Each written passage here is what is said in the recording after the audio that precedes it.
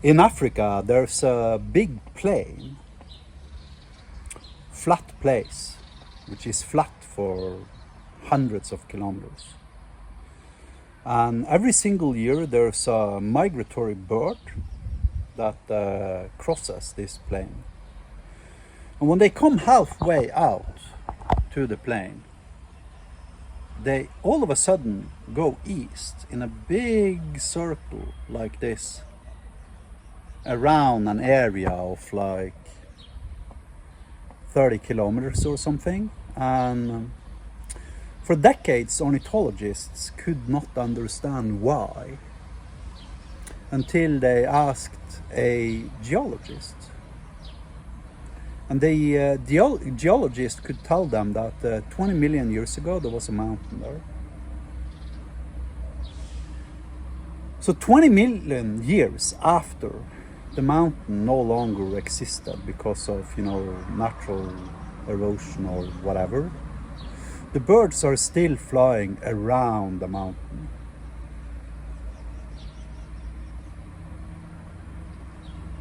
Everything we do in software development is like that. Absolutely everything.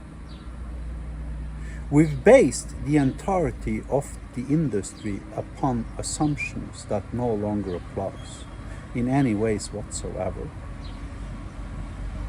For instance,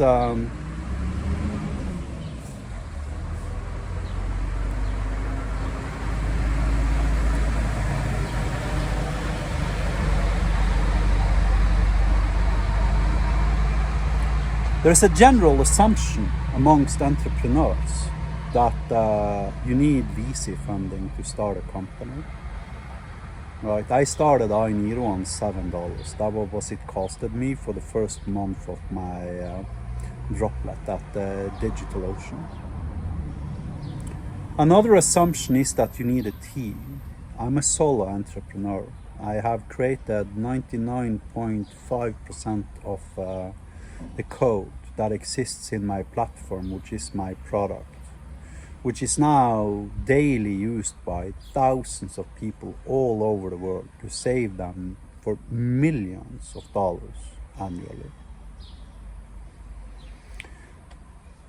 There's a general assumption amongst software developers, I'm a software developer, that you need to write unit tests.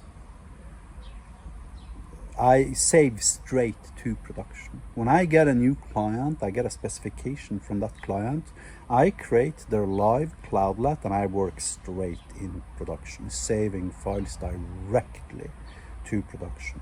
No unit tests, no separation of concerns, no solids, no clean architecture, no separation of concerns, no, like tiered layers or any of that junk. You see, I started already 15 years ago, I started realizing that I miss software development the way it was when I was 8 years old. I'm 51 years old now, and I've been coding since I was 8, and I started out on BASIC, on an ORIC 1 with 48K of RAM, random access memory. And in the beginning, creating software gave me great pleasure. Over time, as I started working and it became more and more like an engineering type of role, with QA teams, automated tests, pipelines, Git policies, code reviews and all that junk, I got a burnout and I started hating my job and I started hating my life. And I set out on a mission to reproduce that happy feeling I had when I was 8 years old, and I wrote 10, print Thomas is cool, 20, go to 10. And that was what I wanted to recreate for myself. And I have a profitable company.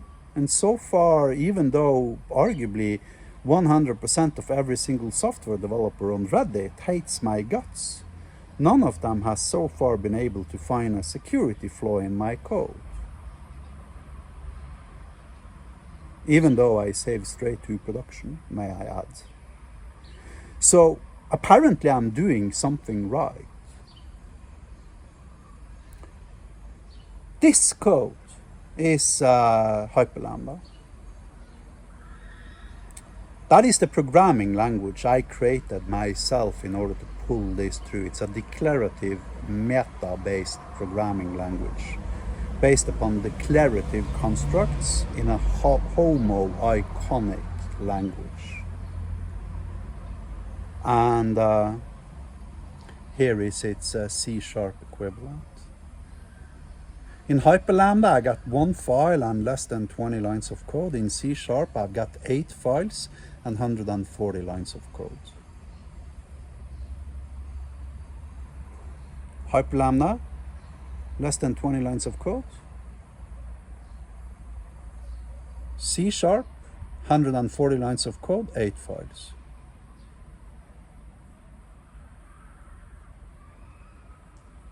Let me show you something you can do with my code as an example, and realize 100% of this code was created by me. So here is my system. It's called Magic Cloud. Now I'm logging in to one cloudlet. The thing is hosted in Kubernetes, and I'm managing about 50 of these on behalf of my clients. Here I'm inside of my demo cloudlet, which I use for demonstration purposes. Let's say I wanted to clone ChatGPT.